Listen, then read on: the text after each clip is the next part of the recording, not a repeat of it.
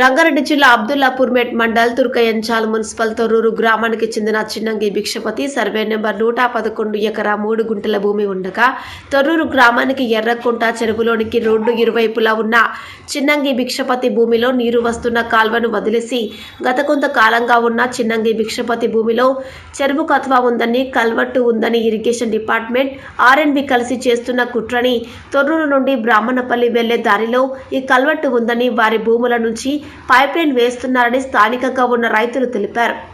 ప్రభుత్వం రైతులకు ఒక పక్క న్యాయం చేస్తుందని అంటుంటే అక్కడున్న రైతు నోట్లో మట్టి కొట్టే విధంగా చూస్తోందని రైతు రాములు, రాజు, లక్ష్మమ్మ, కోసిక లక్ష్మమ్మ ఎద్దేవా చేశారు.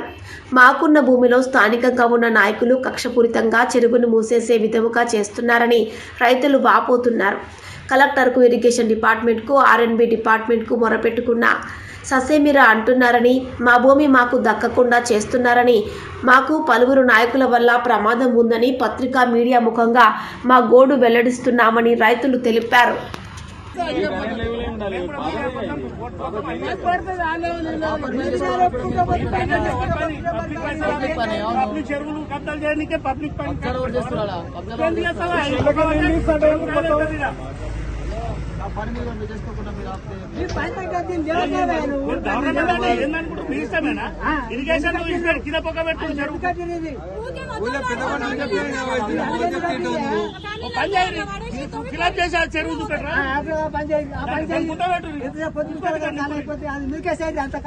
మట్టి లేపి నింపు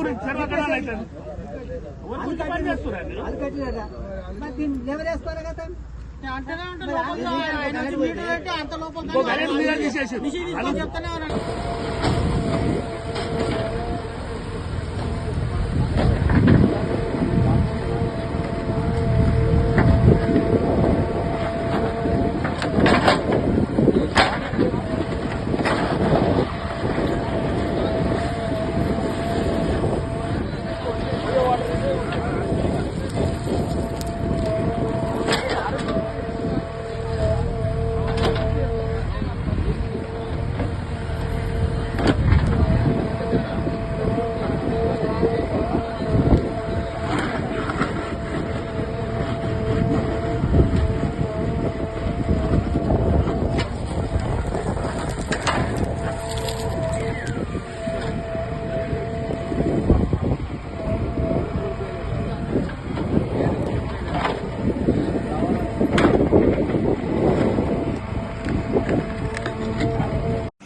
ఊరికే పంటగాల్సి మీదేద్దామని ప్రయత్నం చేస్తున్నాడు. అది తప్పు. ఏదన్నా ఉంటే నిజంగా అఫీషియల్స్ తోటి, ఆఫీసర్లతో మాట్లాడి పని చేసుకోవాలి. ఏదున్నా మేము గాని ఇంకోరు గాని రైతులు గాని ఒకటే చెప్పినాము. ఇది ఈ ఎర్రగుంట అలుగు సంబంధించిన ఇష్యూ వచ్చేసి 2020 రోజు ఏమంటారు చెరువు నిండి అలుగు బారినాక దానికి సంబంధించి అందరూ రైతులు పోయి కంప్లైంట్ పెడితే 2022 15 మార్చి నాడు ఇరిగేషన్ వాళ్ళు ఇన్స్పెక్షన్ చేశారు. అలుగు ఎంత లెవెల్ ఉంది ఏంటి అనేది ఆ జేసీబీతో చేసుకుని పోయిండు. దానికి సంబంధించిన ఫోటోలు, వీడియోలు కూడా ఉన్నాయి. ఈ ఫొటోస్ కూడా చూడండి అందరూ. ఈ రోజు కాదు, అది 2020 నాడు జరిగింది. తర్వాత 12/4/2022లో ఇరిగేషన్ వాళ్ళు, ఆర్ఎండ్బి వాళ్ళు జాయింట్ ఇన్స్పెక్షన్ చేసుకున్నారు. ఈ రెండు అయిపోయినాక 19/5/2022లో ఇరిగేషన్ వాళ్ళు ఆర్ఎండ్బికి ఒక రిపోర్ట్ ఇచ్చారు. ఆ రిపోర్ట్ లో క్లియర్ గా మెన్షన్ చేశారు. ఆడ చెరువు కెపాసిటీ ఎంత, దాని అవుట్ఫ్లో ఎంత, ఆ వేర్ లెంత్ ఎంత, రోడ్ ఎంత హైట్ పెరిగింది, దాన్ని ఏం చేయాలని చెప్పి ఆర్ఎండ్బికి పెట్టారు. దాని తర్వాత 2022 నుంచి 23 వరకు కూడా ఆర్ఎండ్బి వాళ్ళు పని చేయకపోతే మళ్ళీ 2023లో మళ్ళీ రిపోర్ట్ మళ్ళీ ఒకసారి పెట్టారు. పని చేయాలి, మాకు ప్రాబ్లం అవుతుంది అని. కలెక్టర్ నుంచి కూడా వాళ్ళకి సర్క్యులర్ పోయినాయి, అన్ని పోయినాయి. ఆల్ డిపార్ట్మెంట్స్ నుంచి పోయేసరికి ఖచ్చితంగా వాళ్ళు చేయాల్సిందే. వీళ్ళు ఏం చేశారంటే 2022లోనే ఆర్ఎండ్బి వాళ్ళు అప్రూవల్ తీసుకున్నారు, శాంక్షన్ 2022/19/9 నాడు. తర్వాత వర్క్ కాలేదు. మళ్ళీ 2023లో మళ్ళీ ఎఫ్డీఆర్ కింద పెట్టారు. ఆ తర్వాత ఎఫ్డీఆర్ కింద శాంక్షన్ అయిన అమౌంట్ ఆ రోజు నుంచి ఈ రోజే ఉండి అప్పటి నుంచే టెండర్ పెరిస్తే ఇప్పుడు పని చేస్తున్నాం. అది ఒకటి ప్రైమరీ వాళ్ళు చెప్పిన దానికి నేను ఇచ్చిన ఆన్సర్. ఇంకోటి రాజ్ కిరణ్ చెప్తున్నాడు ఏదో మాతోటి ప్రాణహాని ఉంది అది అని. మేము ఎక్కడ ఎవరికి అన్యాయం చేసిన వాళ్ళం కాదు. ఊర్లో 10 మందికి సహాయం చేసేటోళ్ళము. కావాలంటే మీరు ఊరంతా అడగండి, ఊరంతా తెలుసుకోండి. 10 మందికి న్యాయం చేయాలని అంటున్నా. ఇవాళ కూడా ఒకటే చెప్తున్నా, రాజ్ కిరణ్ గానీ ఇంకోరికి గానీ ఏదంటే యాజ్ పర్ నామ్సే వేసుకోమని చెప్తున్నా. ఆఫీసర్లకైనా ఇంకొవరికైనా, మీద రైతులకైనా కింద రైతులకైనా ఎవరికి అన్యాయం చేయొద్దనే చెప్తున్నా. యాజ్ పర్ రూల్ ఏది ఉంటే అదే చేసుకోమని చెప్తున్నా. ఇదే నేను చెప్పే ఫైనల్ ఆన్సర్. ఇంకా అంతకంటే ఎక్కువ చెప్పలేను. మీకు ఇంకేమైనా క్వశ్చన్స్ కావాలన్నా ఇంకేమన్నా మీరు ఇచ్చే డేటా తీసుకోండి, ఆఫీసర్లను అడగండి. దీంట్లో మా తప్పు ఏమన్నా ఉండి మేమేమైనా చేస్తున్నామంటే మీరు ఏం చేసినా మేము అన్నిటికీ రెడీగా ఉంటాం, మేము శిక్షకు రెడీగా ఉంటాం. ఇంకోటి వాళ్ళు ఏదో బీసీ అలిగేషన్ తెచ్చి బీసీలోనే ఉన్నాం కింద అంటారు. మీదున్న సగం పొలాలు మొత్తం కూడా బీసీలే ఉన్నాయి. ఇప్పుడు నా పక్కన ఈయన గానీ ఆయన గానీ అంతా బీసీలే. వాళ్ళే కాదు ఆ పొలాలు కింద అంటున్నాడు. కింద బీసీలతో పాటు ఇంకా అందరి పొలాలు ఉన్నాయి.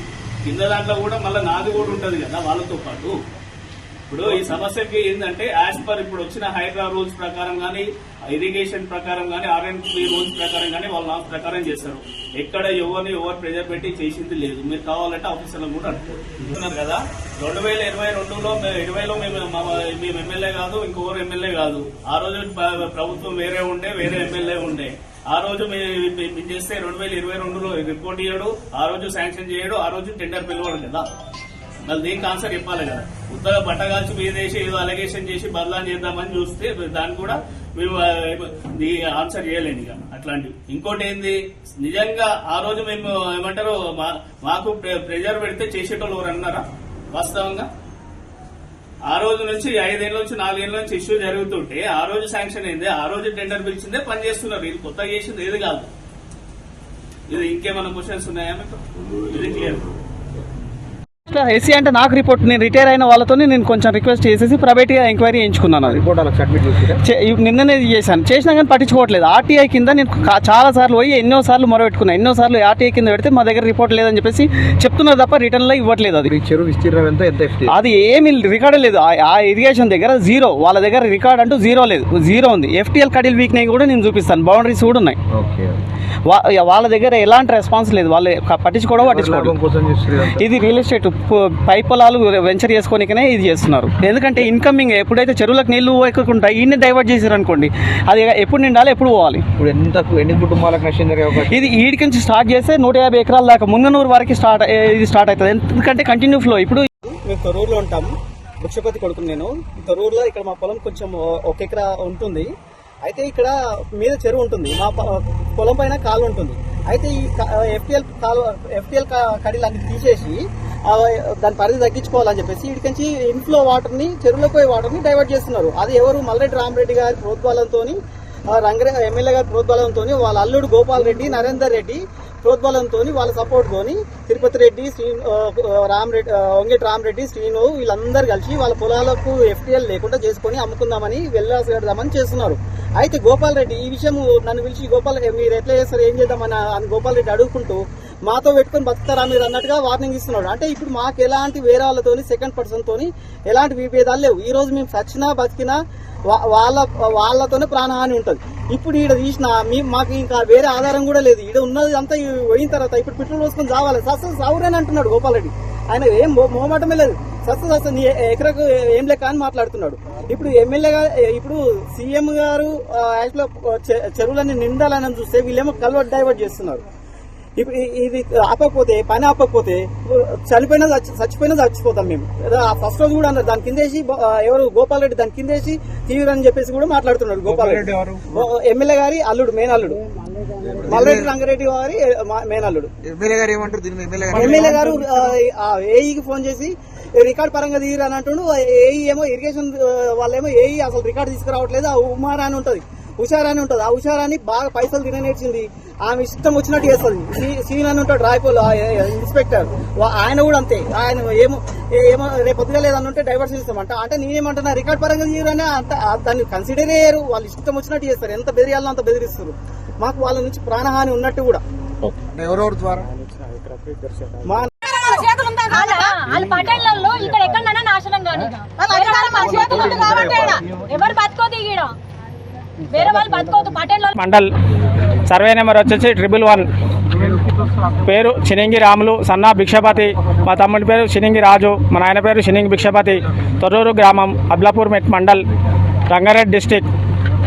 మా భూమి మీదంగా పోయే కాలువను మా రోడ్ కిందంగా మా భూమి ఉంటుంది. రోడ్డు పై నుంచి ఒక కాలువ పోతుంది ఎర్రగుంట్లకు పోయే కాలువను వచ్చే నీళ్లకు చెరువు ఒక దగ్గర ఉంటే అలుగు పేరుతోటి వచ్చే కాలువకు అలుగు అని కొత్తగా సృష్టించి తీస్తున్నారు. 200 ఫీట్ల అవతల అలుగు ఉంటుంది, కానీ 200 ఫీట్ ఇతల అలుగు పేరుతోటి కొత్తగా సృష్టించి ఆర్ఎన్బి రోడ్డు తవ్వి అలుగు తీస్తున్నారు.